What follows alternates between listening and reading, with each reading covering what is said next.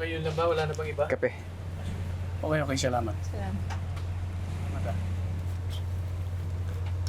Kinasara ko muna at pinatigil ko yung paglilipat sa party venue. Kasi may nakita ang mga soko na durog na gamot. Papadala sa akin yung picture. Maaaring Rohypnol? O mas common sa tawag na roofie. Date rape drug. Posibilidad na lalabas yun sa urine sample ng biktima.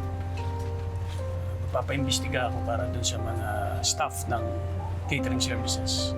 Tsaka pati na rin yung mga waiters. Problema natin, mga nakamas sila. Oo. Nakamask silang lahat. And they all look the same.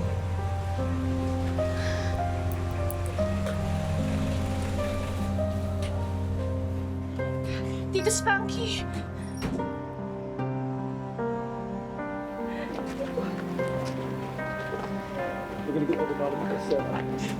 Major, may update ako. Hindi pa rin umuuwi si Evelyn Magas. Yung stay out maid? Ito yung pamilya na sa Catanduanes nag-aalala na rin eh. Hindi rin nila makontak.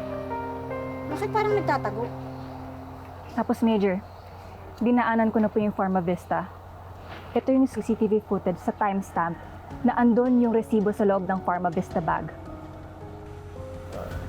Attorney Hira, identify nga kung meron kakakilala.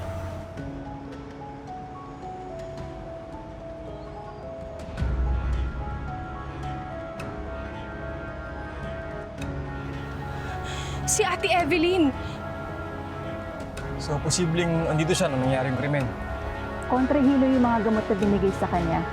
Posibleng naabutan pa niya yung suspect at nagpabili pa ng gamot dito.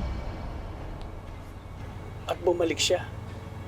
Dun sa spot na yon, a few steps away from the door, dun ko naapakan yung mga biniling gamot sa Pharma Vista. So, ano yun? Nabitawan niya? And then what? Nabitawan niya dahil nataranta siya? Natakot? Hindi lang yung nabitawan eh. Hindi niya pa nabalikan. Dahil nagmamadali siya. Tumatakas. Hinahabol ng suspect. Para patahimikin sa kung ano yung nakita niya.